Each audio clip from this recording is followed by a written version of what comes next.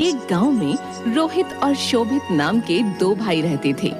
बड़ा भाई रोहित अपने छोटे भाई से बहुत जलन रखता था, क्योंकि शोभित पढ़ाई लिखाई में होशियार था और रोहित उसे परेशान करता था।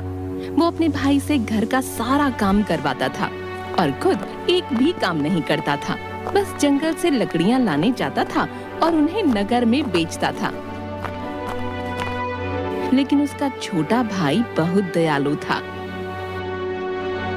एक दिन सुबह सुबह, रोहित भैया उठो, आज जंगल नहीं जाना क्या आपको?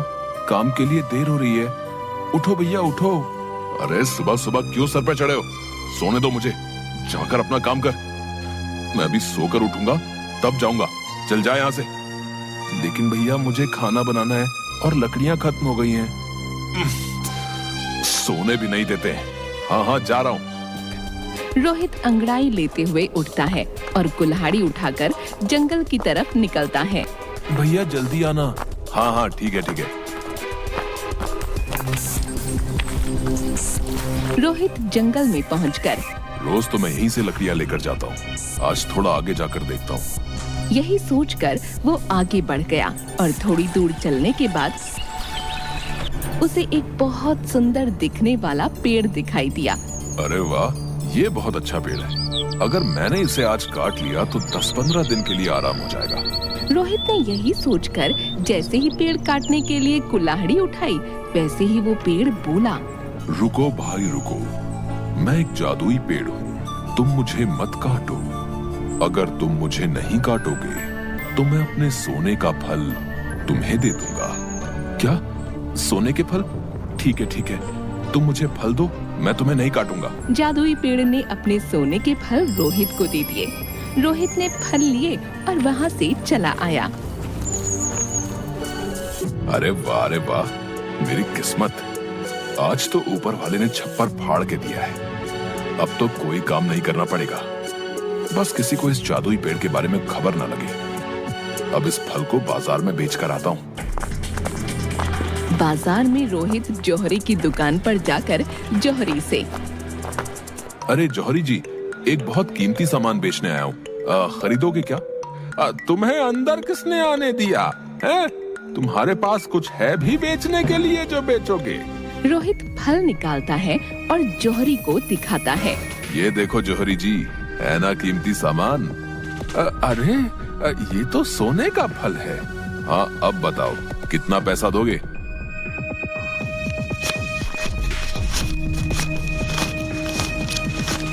ये लो 15,000 और लाओ ये सोने का फल मुझे दे दो। रोहित जौहरी को वो फल देकर पैसे ले लेता है और घर आ जाता है।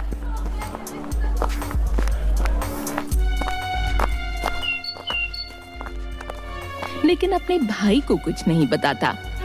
रोहित हर दिन एक फल जौहरी को बेचता। एक दिन शोभित अपने भाई से,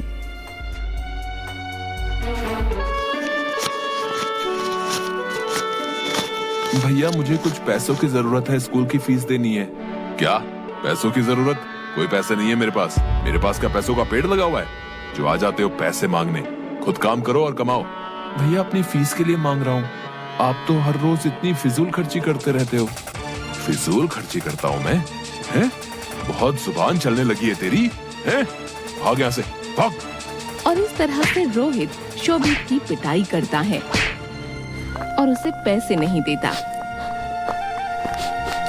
एक दिन रोहित के सारे फल खत्म हो जाते हैं। अब तो सारे फल खत्म हो गए हैं, अब मैं क्या करूंगा? एक काम करता हूँ, मैं फिर से उस जादुई पेड़ के पास जाता हूँ।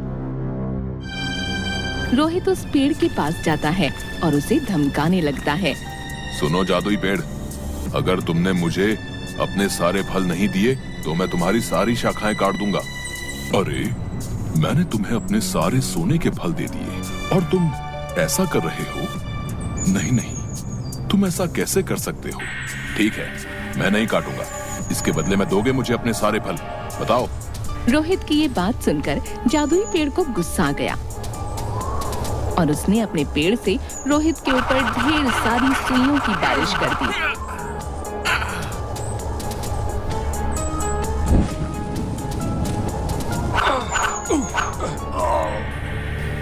जिससे वो बहुत बुरी तरह घायल हो गया। अरे अरे, ये क्या कर रहे हो? बचाओ बचाओ कोई मुझे, बहुत दर्द हो रहा है। इधर शाम होने पर शोभित को अपने भाई की चिंता होने लगी। शाम होने को है लेकिन अभी तक भैया नहीं आए। जाके देखता हूँ कहाँ गए हैं। इतनी देर तो कभी नहीं हुई भैया को।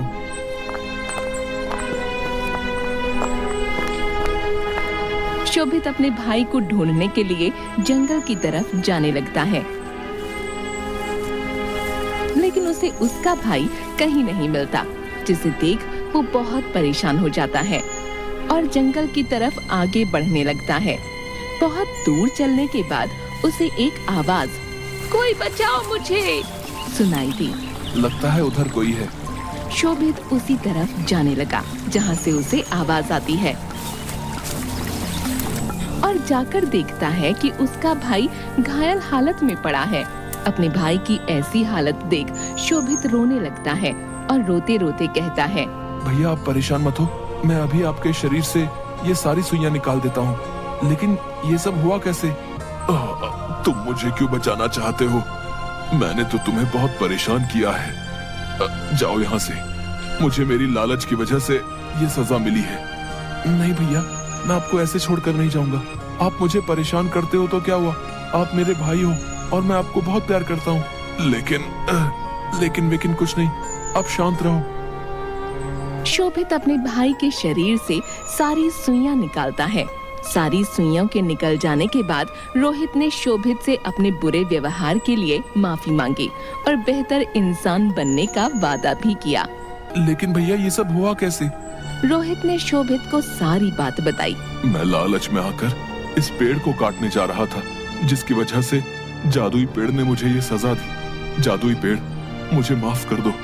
मुझे बहुत अच्छा लगा तुम्हारे अंदर ये बदलाव देखकर।